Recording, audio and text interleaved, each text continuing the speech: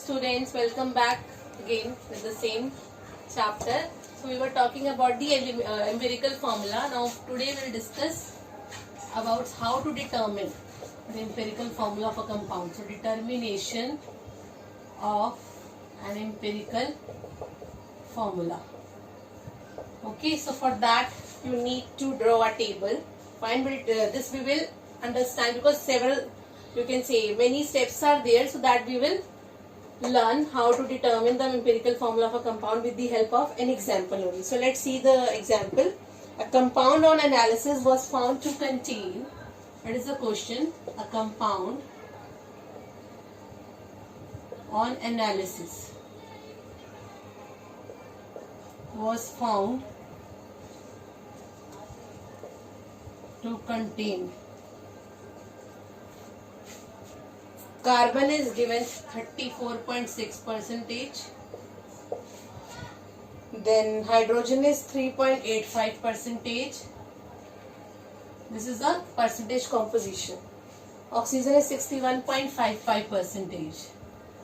Oxygen is 61.55%. It means the given compound contains all these elements in this ratio, in this percentage. Calculate its empirical formula.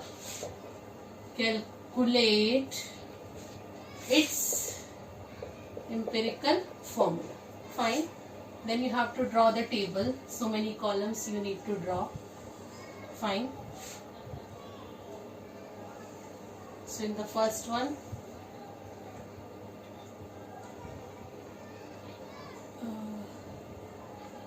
symbol of element. Fine. Then next is percentage composition.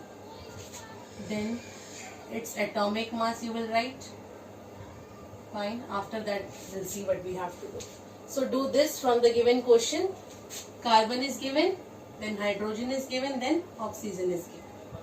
Find their percentage composition. 34.6, 3.85, then 61.55. Write down the atomic masses that you know. Carbon is 12, hydrogen is 1, oxygen is 16. Now all of you know how to calculate the number of moles. Yes? Okay, so what is the first step? How to calculate number of moles, we'll see. Before that, just understand this. What is the first step here? What you have to do? First of all, you have to draw the table. Then you have to write down the symbol of the element, then its percentage composition, then its atomic mass. Till here. Okay. Now what's the next step? We need to calculate gram moles or molar ratio. How we will calculate? By using the number of moles. Formula of the number of moles. How to calculate number of moles? We have seen two formulas. That is given mass by molar mass and given number of particles divided by Avogadro's number. So here that number one is not required. Here given mass is required because percentage composition is given. And we know what's the meaning of the percentage. You know that if I'll say that 5% salt, 5% NaCl dissolved in water, then what's the meaning? It means 5 gram dissolved in the given amount of the water. So here also this indicates the 34.6 part of the carbon. Okay, so how to calculate molar ratio? Divide the percentage composition with the atomic mass. Here I am writing percentage composition this is equal to divided by atomic mass. Okay, this we are doing here. So let's divide 34.6 divided by 12, 3.85 divided by 1, 61.55 divided by 16. So let's see what you will get here. Here though you will get 3.85 only. Let's see what you will get. You will get here 2.88, and this is 3.85. Okay, now what you have to do, you have to choose the smallest ratio. Out of this you have to choose the smallest ratio and then divide all the molar ratio by the smallest one. Okay, what you have to do, you have to choose the smallest ratio and then you have to divide all the molar ratio by that smallest one. Okay, so here this is the smallest one, so we'll divide with this all the ratios. So then you will get the atomic ratio here.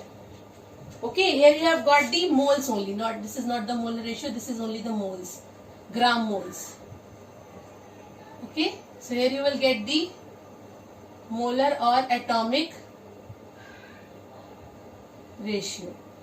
So 2.88 divided by 2.88, then 3.85 divided by 2.88, 3.85 divided by 2.88. So here you will get 1, and here what you will get, let's see, you will get 1.3377. 1.3377, or you can say that it's 4 by 3 in fractions. This is also 1.3377. It's same, so or 4 by 3. Fine, you just make the big columns because I'm not having space. Okay, so just make proper table. And this question, if you will not do in the form of table, then it's of no use and you will get 0 marks. Fine, so this tabular form is very important. This is a way to determine the molecular empirical formula of the compound. Then finally, see, now the thing is that empirical formula, it cannot be in the fractions. The elements ratio, it cannot be in the fractions. So what we have to do, you have to raise this atomic ratio to the simplest ratio. Okay, now here you have get the molar or either atomic ratio. Now you have to make it simplest whole number ratio. So last column, simplest whole number ratio. Now what you will do for this? Just raise this atomic ratio to the nearest integer, to the nearest whole number. Okay, all these to the nearest whole number. So what we can do, if we multiply all these ratio by 3, then we will get 3 here, this will get 4, this will here also we will get 4. Yes, it will become simplest one. So let's do that. Into 3, into 3, into 3. This will get cancel out. Here you will get 3, 4, and here also 4. So 3, 4, 4 is the simplest whole number ratio that you have got. It means carbon, hydrogen, oxygen, they are present in this simplest whole number ratio in the given compound. So let's see what is that compound. Okay. So let's see how to write down the empirical formula now. This we have got. Okay, so let's see.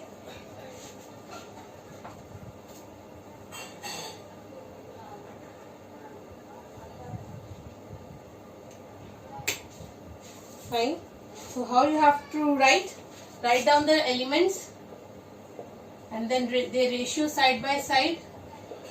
Now for writing the formula of the compound, what you have to do, you have to write down the simplest ratio at the right hand side and in the lower hand corner of the symbol, like this. The way you write molecular formula, in that way only. So lower right lower end of the symbol, like this. So the formula is C3H4O4.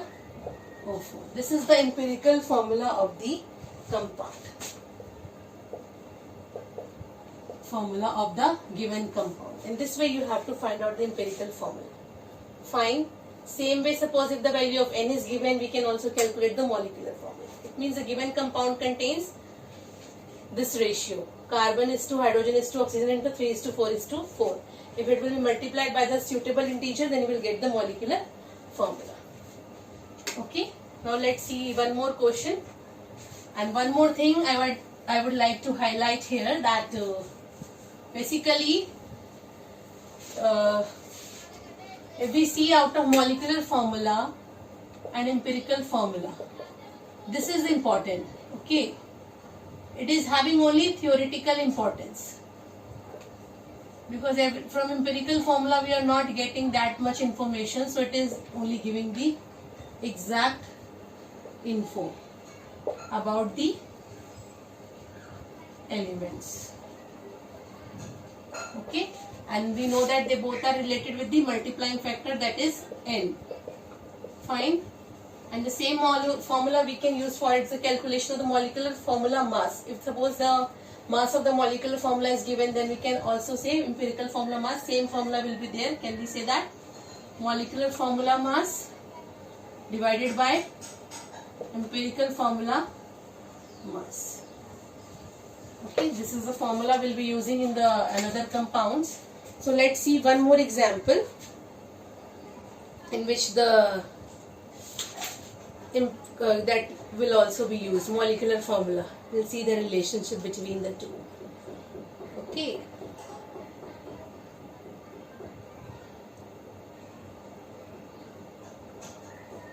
Okay, let's take this example.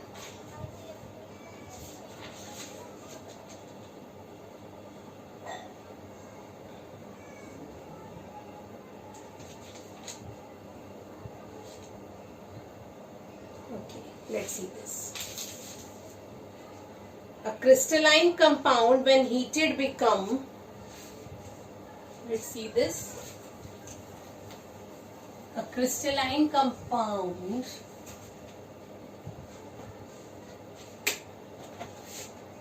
next question. A crystalline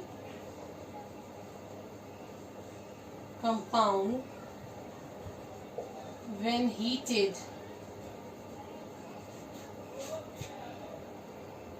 became anhydrous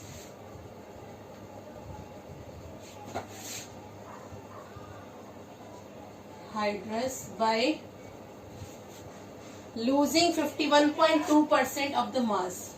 By losing 51.2% of the mass. On analysis, the anhydrous compound gives, on analysis, the compound gives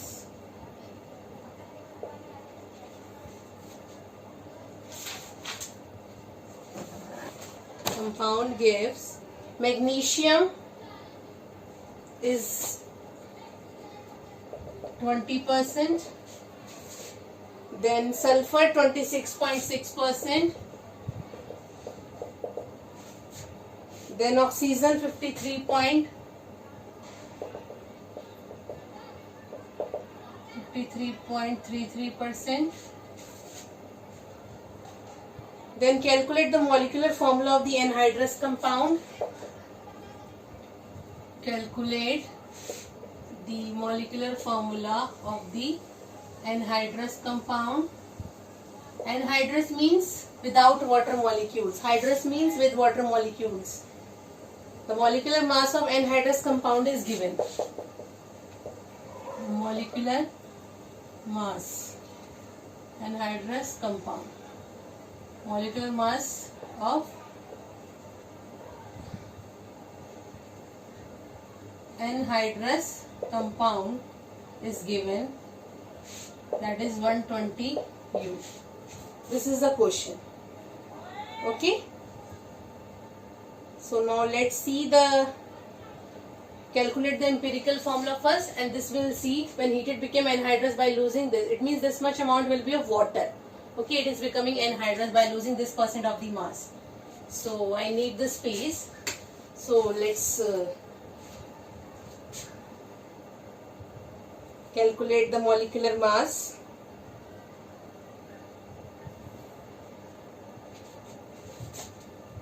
You have to calculate the molecular formula of the anhydrous compound and crystalline compound as well. Okay, anhydrous, here only I am adding, and crystalline, so that is hydrous, crystalline compound. Okay, so let's see.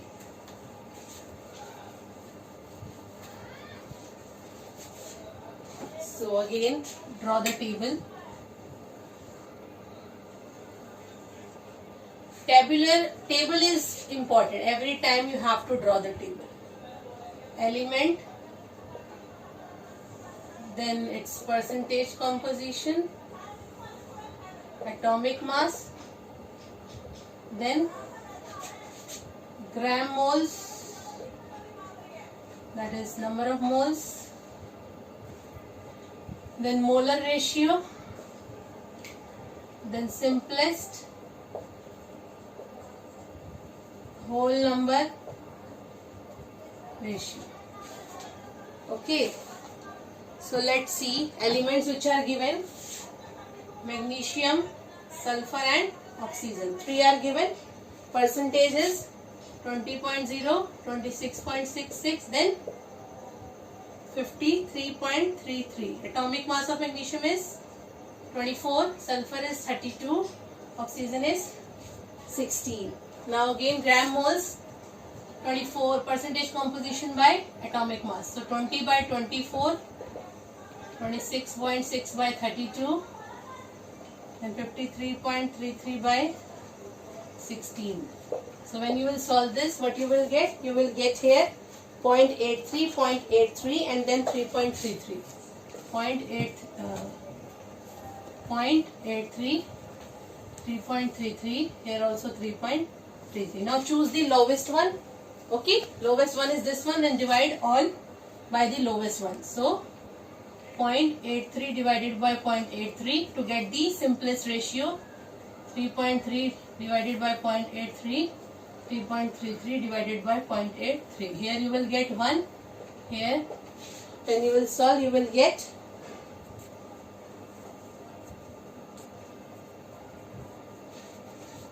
okay. Here also 0.83 is there.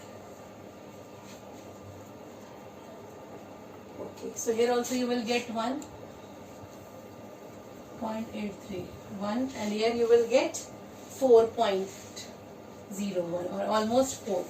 Okay, so what is the simplest whole number ratio? Now raise this molar ratio to the nearest integer. So that is your only 1, 1 and then 4 here. Yes. So what is the formula? Magnesium is there, oxygen and sulfur. So what's the ratio? Magnesium is 1, sulfur is 1, oxygen is 4. So what's the formula that we are getting here? Write down all these ratio, number, whole number ratio, right hand side, lower end, MgSO4. This is your empirical formula. Now let's see the chemical molecular formula of the compound. Okay, both the compounds, anhydrous as well as the hydrous one. So let's see that calculation of the molecular formula of the crystalline compound and then anhydrous compound. First calculate for anhydrous and then we'll calculate for the hydrous one. That is crystalline.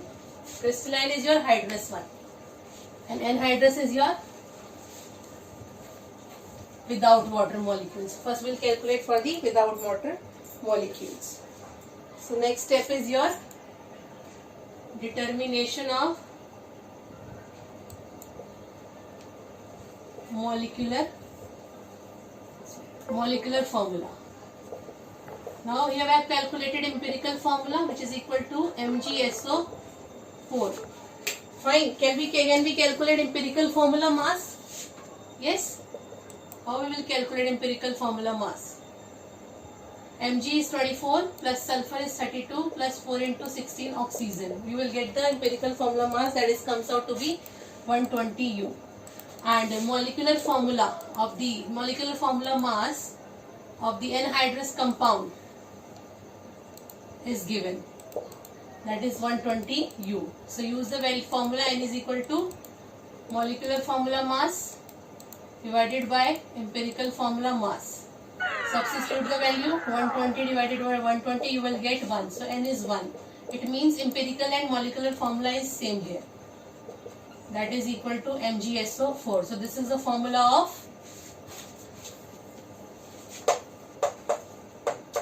what? Anhydrous compound without water molecules. Now what is left with water molecule? Okay. So let's see that. So this is given, this we have calculated by the formula that we have got, empirical formula. Then we have used this formula for the calculation of N because they are related with the multiplying factor N. Okay, now we will calculate the formula of the crystalline compound. Okay, before that, in that we have to calculate the number of molecules of water of crystallization. So let's calculate with the help of the given value.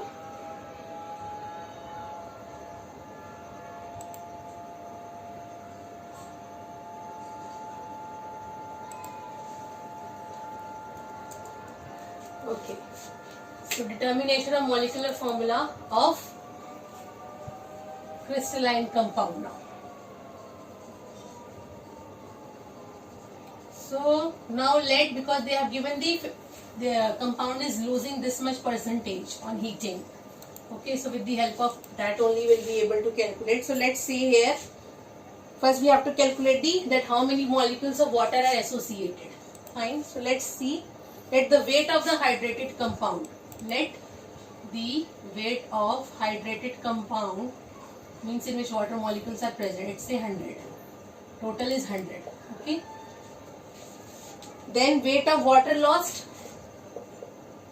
Weight of water lost. That is given in the question 51.2%. That is 51.2 gram. Okay. And weight of the anhydrous compound, then what? How it will come? Weight of anhydrous by subtracting this. 100 minus 51.2 is equal to 48.8 gram. This is of anhydrous compound. Now if weight of the anhydrous compound is this, then that of water is 51.2. Okay, and weight of anhydrous compound is also given, that is 120. So then that of water is what? Can we calculate? If the weight of anhydrous compound, that is mass which is given, mass compound is 120 U.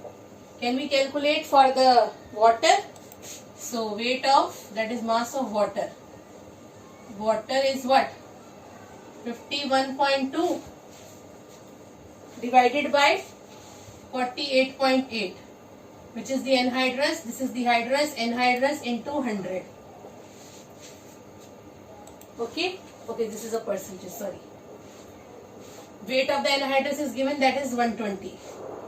Okay, so when you will solve this, you will get 125.9 gram. Okay, then molecular mass of water, we know this is the mass of the water we have got. Now molecular mass of water, we know that it's 18 gram. Fine. The number of water molecules we need to calculate. Number of water molecules. How we will calculate? By using these values only. That is the weight of water and molecular mass of water. Weight we have calculated here. Weight of water and molecular mass of water. Substitute the values, you will get the value of water. All of you know what are crystallized salt. Okay, crystallized salt means what?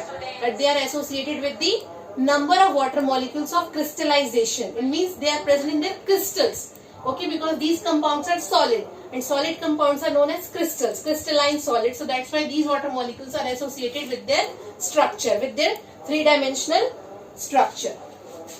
Okay, so it's clear to everyone that weight of the anhydrated we have let 100, weight of water loss is given 51.2. Then with the help of that we have calculated the weight of anhydrous compound. We have got it anhydrous. Then weight of the anhydrous compound, that is mass is we know 120.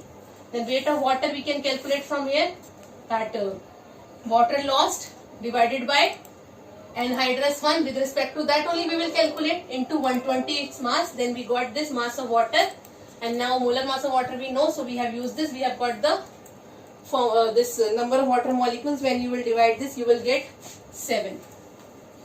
Okay.